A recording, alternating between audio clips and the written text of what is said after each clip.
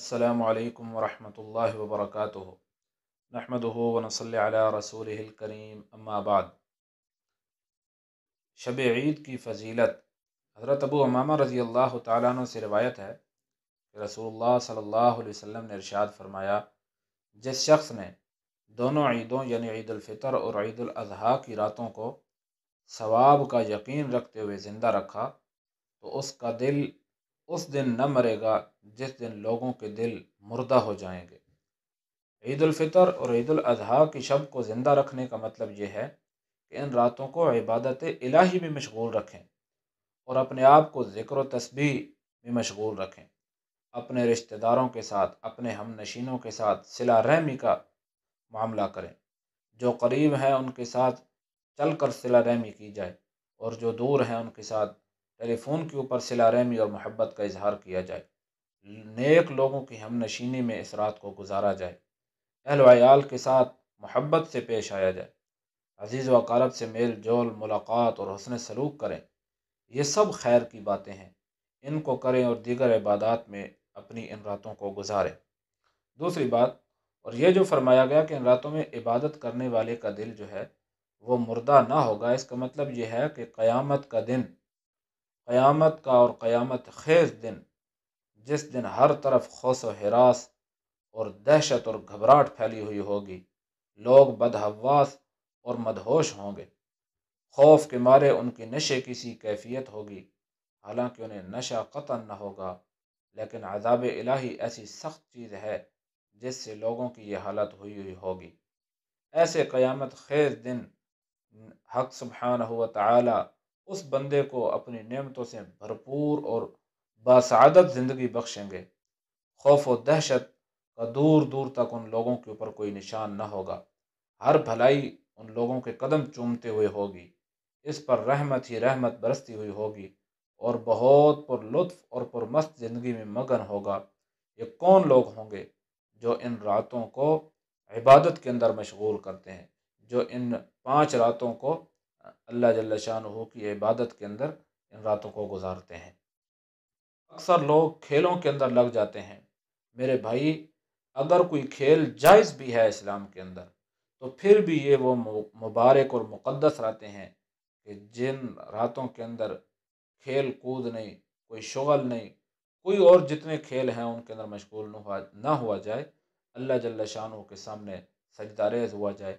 ज़रूरी नहीं है कि आप सारी रात अल्लाह के सामने आएँ, बस थोड़ी रात फजर की नमाज भी बाजमात पढ़ें, इशा की नमाज भी बाजमात अदा करें और रात के दरमियानी हिस्से में जितनी इस्तिताअत हो उतना जाग कर अल्लाह की इबादत कर लें। वो मुबारक 5 रातें कौन सी हैं? एक हदीस के अंदर है, हज़रत मुआज़ बिन जबल रज़ी अल्लाह तआला अन्हु से रिवायत है कि रिसालत मआब सल्लल्लाहु अलैहि वसल्लम ने इरशाद फरमाया, जिसने ज़िक्र व इबादत के ज़रिए 5 रातें ज़िंदा रखीं उसके लिए जन्नत वाजिब हो गई। वो 5 रातें ये हैं। सबसे पहले 8 ज़िलहज्जा की रात, यौम अरफा की रात, बकरा ईद की रात, ईद उल फ़ितर की रात और 15वीं शाबान की रात। हदीस मुबारक के अंदर इन 5 रातों की ख़ास फजीलत बताई गई। भाई, साल भर की सैकड़ों रातों में से अगर कोई शख्स इन 5 रातों में, जिनके अंदर ईद उल फ़ितर की रात भी आती है, अगर इन 5 रातों को जाग लिया जाए तो इंसान का क्या नुकसान हो सकता है। जहाँ हम सारी ज़िंदगी, सारी रातें फजूलियात में गुजार देते हैं, लहव लाभ में गुजार देते हैं। चौकीदारी करने वाला चंद रुपयों की खातिर सारी रात जाग लेता है और जागना उसकी मजबूरी होती है।